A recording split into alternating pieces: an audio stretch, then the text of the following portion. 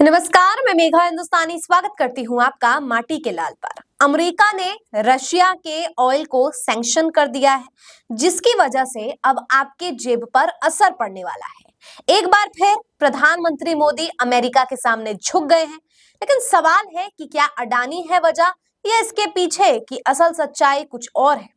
तब्दील से आपको बताएंगे कि कैसे अंतर्राष्ट्रीय स्तर पर प्रधानमंत्री मोदी की वजह से या भारत के स्टैंड की वजह से अब कैसे ये खेल पूरा पलट चुका है और अडानी का क्या कनेक्शन है। अडानी की वजह से इस पलटते हुए गेम को कैसे पटरी पर लाया जाएगा, और पटरी पर लाया जाता है तो आम आदमी बीच में पिस जाएगा। वीडियो को अंत तक जरूर देखिए। चैनल पर नए हैं तो चैनल को सब्सक्राइब कर लीजिए। चलिए शुरुआत में आपको खबर से करती हूँ। बहुत ही कम मीडिया ने इसे तवज्जो दी है। मेन स्ट्रीम मीडिया में तो कहीं पर भी इस बात का जिक्र नहीं किया गया है, और इक्का दुक्का न्यूज़पेपर है जिसने ये बात छापी है, जिसमें से टाइम्स ऑफ इंडिया एक अखबार है। हालांकि मैं टाइम्स ऑफ इंडिया की उतनी कभी तारीफ करती नहीं हूं, लेकिन फिर भी आज खबर छापी है तो खबर पढ़ना और समझना जरूरी है। लिखा है, why new US sanctions on Russian oil may hit India hard. अब आपको पता है कि बहुत ज्यादा समय नहीं हुआ है, एक और बार जो है अमेरिका ने रशिया पर सैंक्शन लगाया था ऑयल पर, और इससे भारत ने इसे मानने से इनकार कर दिया। यानी बहुत से ऐसे मुल्क यूरोप के थे, आसपास से सटे जर्मनी और बहुत से ऐसे मुल्क थे जिन्होंने सैंक्शन को स्वीकार किया था और इंपोर्ट करना बंद कर दिया था रशियन ऑयल को। लेकिन भारत ने इस सैंक्शन को मानने से मना कर दिया। रशियन ऑयल को इंपोर्ट करके वो यूरोप के कंट्रीज में बेचा करता था, और इससे भारत को सेल्फ सफिशिएंसी ही नहीं बल्कि एक्सपोर्ट भी होते थे, तो इससे भारत को काफी ज्यादा फायदा हुआ करता था। अब ये हो गया है कि अमेरिका ने एक बार फिर से सैंक्शन लगा दिया है, लेकिन इस सैंक्शन को भारत ने स्वीकार कर लिया है। इसकी वजह से होगा ये कि अब हम रशिया से इंपोर्ट नहीं करेंगे। रशिया से इंपोर्ट नहीं होगा तो एक्सपोर्ट नहीं किया जाएगा यूरोपियन कंट्रीज में। अब ऐसे में भारत किस तेल का इस्तेमाल करेगा, ये भी सबसे बड़ा सवाल है। अब भारत डिपेंडेंट हो जाएगा, निर्भर हो जाएगा अरब के देशों पर। वो अरब के देश जो पहले से ही अमेरिका के रूल्स एंड रेगुलेशंस पर चलते हैं। तेल के मामले में जो आयात जो यहाँ पर इंपोर्ट किया जाएगा, निर्यात किया जाएगा भारत में, वो अब अमेरिका के रूल्स एंड रेगुलेशंस के हिसाब से अरेबियन कंट्री के द्वारा जो है इंपोर्ट किया जाएगा, एक्सपोर्ट किया जाएगा भारत को, और भारत इंपोर्ट करेगा। यानी कि इस सैंक्शन की स्वीकृति अमेरिका के ऊपर निर्भरता को भारत की बढ़ा देती है। तो ये पूरा मामला है कि कैसे एक बार फिर भारत या प्रधानमंत्री मोदी के डिसीजन की वजह से हम ऐसे इस कगार पर आ गए। अब सवाल ये है कि इसमें अडानी का क्या कनेक्शन है। देखिए, अगर अमेरिका क्योंकि ये पूरा मामला बहुत जटिल है, क्योंकि अब हम निर्भर हो जाएंगे जो अरेबियन कंट्रीज है उन पर, तो भारत ये कभी भी नहीं चाहेगा। तो हो सकता है अमेरिका ये ऑफर दे दे कि आप अडानी को हमें सौंप दीजिए और हम जो है आप पर ये रूल्स एंड रेगुलेशंस या ये जो भी रेगुलेटरीज है, पैरामीटर्स है, उसे हटा देंगे। सुनने में तो बहुत अच्छा लग रहा है, और ये एक आइडियल स्टेप होना भी चाहिए कि हाँ, अगर भारत को हटाना है तो इसके लिए अडानी को सौंप देना चाहिए। लेकिन वास्तविकता क्या है? क्या आइडियलिज्म से रियलिटी मैच कर रही है? बिल्कुल भी नहीं।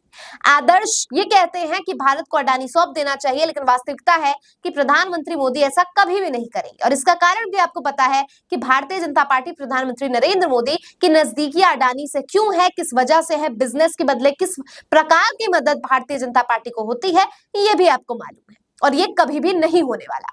अब सवाल ये उठ सकता है कि आखिर अडानी की मांग कैसे की जा सकती है ट्रंप के द्वारा। अब ट्रंप को लेकर पहले ही मैंने आपको बताया कि एस जयशंकर का पर्सनल कनेक्शन है अमेरिका से, इसलिए उन्हें बुलाया गया है। नहीं तो प्रधानमंत्री मोदी तक को ट्रंप के जो शपथ समारोह की जो है इनविटेशन तक नहीं मिली थी। तो ये तो स्थिति है मौजूदा अमेरिका और भारत के संबंध का। इससे पहले एशियन समिट बहुत सारे होते हैं, आपको पता है, जी समिट्स होते हैं, एशियन समिट्स होते हैं। उनमें जब साउथ ईस्ट एशियन कंट्रीज की मीटिंग हुई थी तो कहा गया था कि स्थानीय मुद्रा पर एक्सचेंज किए जाएंगे करेंसी, जो पेमेंट होगी वो अपने स्थानीय मुद्रा पर होगी, जिसमें भारत ने कहा था कि हाँ हाँ। बाद में भारत ने अपना स्टैंड चेंज करके कह दिया था नहीं, अमेरिका के डॉलर से ही ये करेंसी एक्सचेंज होगी, आप मार्केट होगा। तो समझ सकते हैं अमेरिकन दबाव उस समय भी था और अब ये अधिक हो गया है।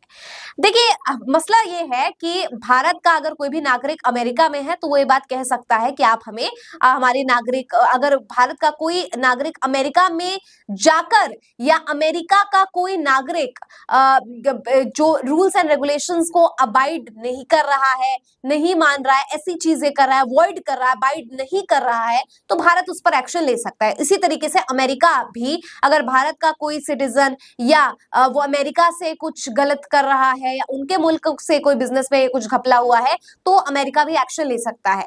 तो ये पूरा जो क्राइटेरिया है इसके तहत अमेरिका इस पावर का इस्तेमाल करके भारत को एक तरीके से ब्लैकमेल कर सकता है कि रशियन ऑयल जो सैंक्शन लगा दिया है भारत को मानना पड़ा है और अब इसके बदले आप अडानी को सौंपिए। तो ये स्टैंड भारत का काफी टिपिकल हो गया है। अब कहा यह जा रहा है कि प्रधानमंत्री मोदी कभी भी अडानी को नहीं सौंपेंगे और ये काफी हद तक वास्तविकता भी है। तो ऐसे में क्या होगा कि आपके जेबों से पैसे लिए जाएंगे टैक्स के रूप में, बजट भी आना है और बजट में आपको मैंने बार बार बताया है चंद्रबाबू नायडू ने 1 लाख करोड़ रुपए मांग लिए हैं, नीतीश कुमार भी पलट सकते हैं और नहीं पलटेंगे तो बहुत पैसे मांगेंगे। और तो ये पैसा दिया कहां से जाएगा? ऐसा तो नहीं है कि भारत की तिजोरी भरी पड़ी है, जनता के जेब से ही ये पैसे टैक्स के रूप में लिए जाएंगे और तमाम नेताओं को, तमाम पार्टियों को बांटे जाएंगे ताकि बैसाखी बने रहे, सरकार चलते रहे। यानी ये खबर आनी कि पॉपकॉर्न तक पर टैक्स लग गया है, अब न जाने कौन कौन सी ऐसी छोटी मोटी चीजें भी होंगी जिन पर भारी भरकम टैक्स होगा। तो महंगाई की एक और मार के लिए आप सबको आगाह कर रही हूं और सचेत कर रही हूं कि अगर आप इस प्रकार से भाजपा को सत्ता में लाएंगे तो भाजपा अंतर्राष्ट्रीय स्तर की वजह से, दूसरे मुल्कों के साथ रिलेशन की वजह से भारत के लोगों को आज कितनी मुसीबत उठानी पड़ रही है और इसकी जिम्मेदारी भाजपा को ही लेनी चाहिए। आपको क्या लगता है इस पूरे अंतर्राष्ट्रीय खबर पर? कमेंट करके बताइए। मुझे दीजिए इजाजत, देखते रहिए माटी के लाल। धन्यवाद।